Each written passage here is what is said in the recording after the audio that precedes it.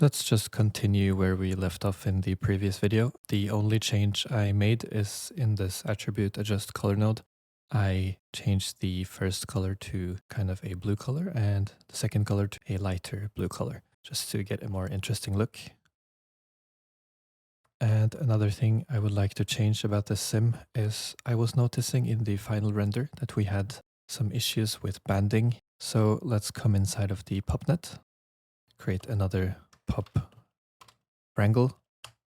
And again, I have prepared some code for this. And let's also put the input 2 to be the second context geometry. And basically what this is going to be doing is offsetting each particle's position randomly along the velocity values of our volume. So that's going to help a little bit with the banding that I was seeing. Let's jump back up and I'm going to use a DOP import node.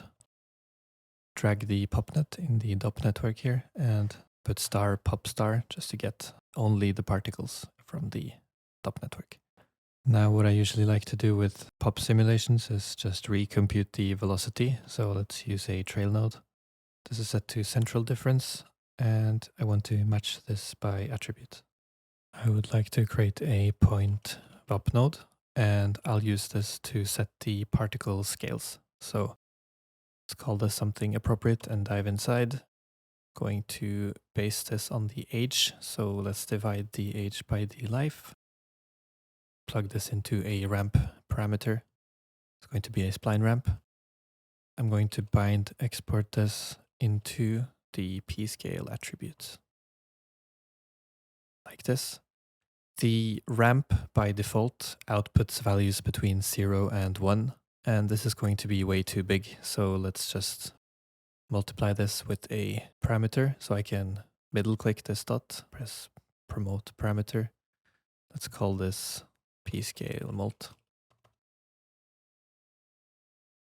Let's dive back up. Set the p-scale mult to be 0.00035. And for the ramp, I'm going to select both of these two, change them to B-splines. Something like this. So the particles start small, they slowly get bigger, something like this, and then they fade off gradually over their life. And let's finally just output this with a null.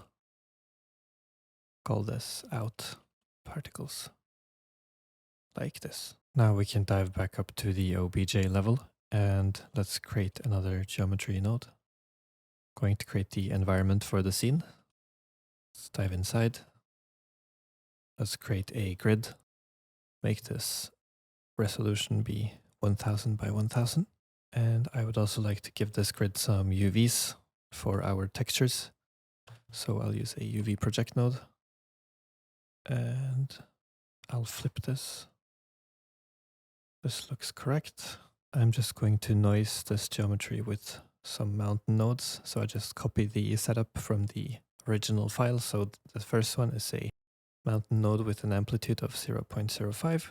And the second one is a very small element size with a even lower amplitude. And then I just output this with a null. So let's dive back to the OBJ level. We are going to be rendering this using Karma, but I usually like to create my cameras inside of the OBJ context. Let's just go ahead and find an angle that we like. Something like this. And I'm going to control click our camera up here. And I want to change the focal length to 100. Adjust this a bit. Maybe something like this. I'm going to use a null to create the camera animation. Let's connect a null to the first input of this camera. Let's also, while we're doing this, change the frame range of our project to be 120 frames. And I'll set a keyframe on the rotation parameter on this null on the first frame. Before I go to the last frame, let's disable our simulation, go to the last frame, set another keyframe, and we can rotate this by 25 degrees, perhaps. And we can see that we have our camera spinning around this object. Let's also shift click this rotation parameter, Control A, and make all of these keyframes linear. Now to create the camera shake, I did another null. And for this translate parameter here, I can right click, press motion effects, and choose this noise here. We are going to be met with some controls to adjust the amplitude of this noise. And if we try to play this now, we can see that this is way too crazy by default. Let's go ahead and bring this amplitude just way down, 0.25. Let's also decrease the roughness to something like 0.67, like this. And if we try to play this now, we can see that we have some natural looking camera shake. And this is what I ended up using for our renders. So let's go ahead and close this window. And let's do the render setup. My computer just crashed, so I had to recreate everything, but it should be pretty much exactly the same. In order to render this, I'll create a LOP network. Let's call this renders. And before we dive into this LOP network, I would like to create a new camera which has all of this movement just baked. I'm going to show you what that means. Let's create a new camera. Call this camera 1 because this is the name that Solaris expects. I'm going to right click this translate here, come over to reference, scene data, navigate to our old camera, and in the transforms here, go to world and select the translate here and press accept. I also want to do the same thing for this rotation, so let's do that. And we also have to make sure that the focal length is matching between these two cameras. So this is set to 100, do a copy parameter and paste this as a relative reference. So if I view the scene from this new camera 1, this should be pretty much identical to our first camera. And we can use this in Solaris, or if you want to export this cam and use it in Nuke, this is the way you would do that. Now let's go ahead and dive inside of our LOP network. This Solaris and Karma workflow is very new to me as well, but I'm going to show you how we can create a very basic scene. So let's do a sup import. Let's bring in our particles. And let's also call this particles. And I'm going to Alt and drag this just to copy the node. And I'll bring the environment as well. If we want these particles to have motion blur in the render, we have to do a render geometry settings node. And I'm going to control click this arrow here and choose this 0.0 for the velocity blur here. Let's click this set or create and set this to velocity blur. And now our velocity blur is going to be working in the render. Let's create a material library and dive inside. And I'm just going to copy paste the shader I ended up using for the particles. So if we dive inside, we can see that we have a bind node, which is binding in display color, which is the name that Solaris recognizes for our color attribute.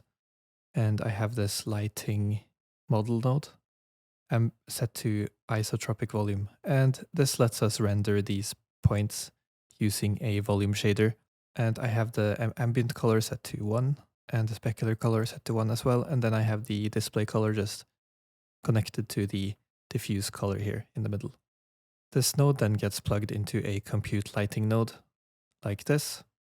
And that is fed into a surface output. And that is the final node is the collect node.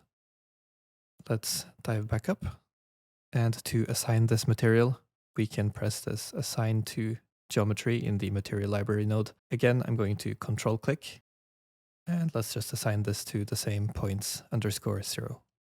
Now for the environment shader, let's create another material library. Dive inside, and I'm going to paste this shader as well. I set the base color to be a bit blue, and these are the settings. And I also have a texture from Megascans that is being plugged into the base color here. Make sure to check use texture. And I have a roughness map And for the bump and normals, I'm just using the normal map that belongs to the same texture. Same with displacement. And I also just scaled down the UVs here in the settings tab because it wasn't looking right at the default settings. So you guys can take a closer look at this. I'm going to provide you with a file. Let's dive back up and we can go ahead and merge these two together like this. And also let's just make sure that we assign the shader to this to the ground. So let's do that the same way we did with the points. Like this, we can see that we have our texture showing up. I'm also going to copy paste the lights I used for the final scene. And what I have here is a key light. It's a disk with these settings. And for the LP tag, I set the $OS, so we can use this in comp if we would like to for our AOVs. And I have a fill light, which is just it's a dome light without any textures and a slight blue tint with the same LPE tag here. For the rim light, this is a rectangular light just to get a bit of light on the silhouette of this object. And I also have this light linker here. And what this is doing is basically disabling the rim light for the ground so that the rim light is not affecting the ground at all and only affecting our particles. So the way we do this in Solaris is just, you can take a light, you can drag it into the rules here. And if you drag an object into the X, the second one here, that light is going to be disabled for that object. So I hope that makes sense. Let's go ahead and just remove this rule because we only want the rule to be for our rim light. Now finally we can go ahead and import our cameras. So let's do a scene import cameras here. And if I go to this here, we can see that we have our cam and everything is looking like it's supposed to. Just to save some time, I'm going to copy paste the render nodes I ended up using for the final projects, and let's just talk about these settings. This one has our camera, and the output picture is going to be the place you want to save the render frames. I set the resolution to 1920 by 1080. Then in the rendering tab, I have depth of field turned off, motion blur turned on, and I have some AOVs that I used in the composite, which are basically the direct diffuse, indirect diffuse, combined glossy reflection. And since we used a volume shader for these particles, we need to also use this combined volume if we want to modify the particles in the comp. I also made sure to check split per LPE tag only for this one. And for some utility AOVs, I only used the position pass and the C depth AOV. In the advanced tab, I used path traced as the convergence mode, and I set the image mode to bucket. Keep in mind, I'm also using the CPU engine. The shader we used for these particles is not going to be able to work with the XPU engine, so just keep that in mind. For the USD render up node, I set this to specific frame range and I only rendered frame 14 to 120. And I also always set this monitor here to mplay monitor. Let's just briefly talk about the final sim and how many points I ended up caching to disk. Now I'm back in our velocity fields node where we did the particle simulation, so I'm going to show you how many points I ended up using for the final version. The constant birth rate was set to 60 million, which is going to result in around 37 million points per frame. The max points per frame, this is turned on by default. When you want to use this higher point count, you have to turn this off. Now, if I go back up, the other change I made is I created an attribute delete, and I delete everything except for the velocity, the age, the life, the color, and the ID. Finally, I have this file cache node, and in the save filters tab, I just use this to delete the groups. Everything else is basically set to default settings. The entire sim ended up taking around 20 gigabytes on my disk, so just be warned that you need some free space if you would like to do this. Now all we have to do is just cache this to disk, and then you can render the scene from this USD render up.